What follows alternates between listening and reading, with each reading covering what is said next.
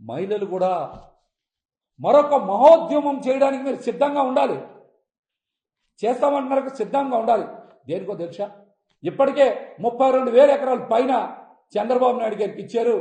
మీకేదో మంచి చేస్తారని భావిస్తున్నారు. మీకు మంచి ఏం జరగదు.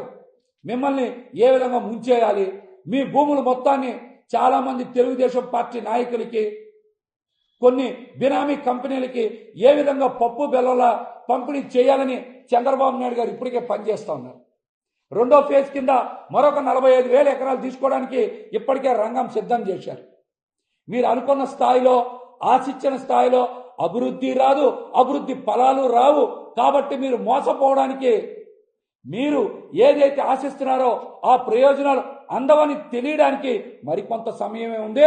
కాబట్టి మీరు ఖచ్చితంగా చంద్రబాబు నాయుడు గారి మీద మరొక ఉద్యమం చేయడానికి, మిమ్మల్ని మోసం చేసినందుకు, మీకు అబద్ధాలు చెప్పినందుకు, మీ భూముల్ని కాజేసినందుకు, కాజేసి తెలుగుదేశం పార్టీకి, ఆయన బినామీ కంపెనీలకి ఇచ్చుకుంటున్నందుకు మీరు ఖచ్చితంగా మరొక ఉద్యమం చేయడానికి సిద్ధంగా ఉండాలి. మీరు సిద్ధంగా ఉండాలి. అలాగే రాష్ట్రంలో చాలా మంది మహిళల మీద కూటమి ప్రభుత్వం వచ్చాక చాలా అఘాయిత్యాలు, ఘోరాలు, అత్యాచారాలు జరిగినాయి కదా. వీటి మీద ఎందుకు స్పందించరు? 2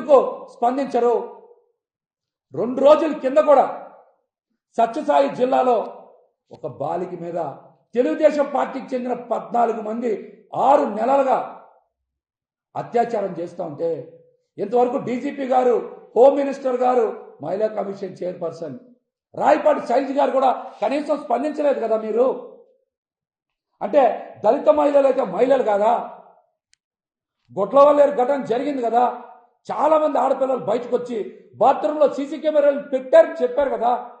మరి ఆ మహిళలది ఆత్మగౌరవం కాదా? అప్పుడు మీరందరూ ఎందుకు స్పందించరా? పిఠాపురంలో తెలుగుదేశం పార్టీ నాయకులు ఆటో ఎక్కించుకొని తీసుకెళ్లి ఒక ఆడపిల్లని రేప్ చేస్తే ఇంతవరకు ఎవరైనా ఎందుకు స్పందించలేదు? మా సాధారణ మహిళలైతే వాళ్ళకి ఆత్మగౌరవం ఉండదా? వాళ్ళకి భద్రత కల్పించరా? ఆ దుర్మార్గుల మీద, ఆ రాక్షసుల మీద కేసులు నమోదు చేయరా?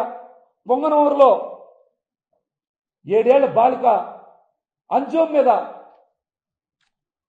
అత్యాచారం చేసి హత్య చేస్తే ఇంతవరకు కేసులు నమోదు చేయాలా? దోషులు ఎందుకు పట్టుకోవాలా? వాళ్ళకి శిక్షలు ఎందుకే ఇట్లా? అలాగనే మచ్చుమారి ఘటన కూడా ఇంతవరకు ఎవరు మర్చిపోలేదు కదా. ఆ ఘటన మీద కూడా మీరు ఎందుకు స్పందించరా? గుంటూరులో కేంద్ర మంత్రి పెమ్మసాని గారి అనుచరులు రేప్ చేసిన ఘటన కూడా ఉంది కదా. వీటి మీద ఎందుకు స్పందించరు? ఆ పార్టీ నాయకుల మీదో, అవన్నీ కప్పిపుచ్చే ప్రయత్నం చేస్తున్నటువంటి ఛానల్స్ మీదనో, పేపర్ల మీదనో అప్పుడు కేసులు నమోదు చేయరా?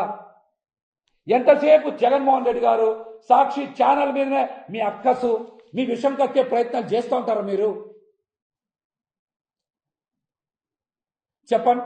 ఈ రాష్ట్రంలో ఇప్పటి వరకు కూటమి అధికారంలోకి వచ్చిన తర్వాత ఎన్ని దారుణాలు జరిగినాయి, ఎన్ని అగాత్యాలు జరిగినాయి, ఎన్ని అత్యాచారాలు జరిగినాయి, ఎన్ని హత్యాచారాలు జరిగినాయి, ఇవన్నిటి మీద మాట్లాడరేంటి? అప్పుడు హోంమంత్రి అనిత గారికి నోరు పెగలదా? మీ శాఖను కూడా నారా లోకేష్ గారే చూస్తున్నారని చెప్తా ఉన్నారు. మీరు కూడా స్పందించాలి కదా. 2 రోజుల కిందట మరి సత్యసాయి జిల్లాలో మరి ఒక మైనర్ బాలిక మీద తెలుగుదేశం పార్టీ కార్యకర్తలు 6 నెలలుగా అత్యాచారం చేస్తూ ఉంటే మహిళా కమిషన్ చైర్పర్సన్ రాయపాటి శైలజ గారు స్పందించరా? మీరు కొంతమంది కోసమే పనిచేస్తారా? కొన్ని వర్గాల కోసమే పనిచేస్తారా? దీనికి కూడా మీరు సమాధానం చెప్పాలి.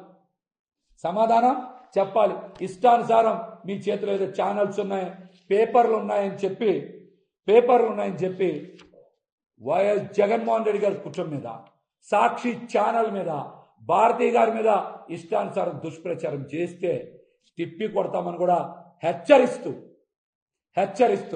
ఇప్పటికైనా సరే మీరు చేస్తున్న దుష్ప్రచారాన్ని నిలిపివేసి రాష్ట్రంలో మహిళల మీద జరుగుతున్న దాడుల మీద హత్యాచారాల మీద దృష్టి సారించి మహిళలకి రక్షణ కల్పించాల్సిందిగా తెలియజేస్తాం.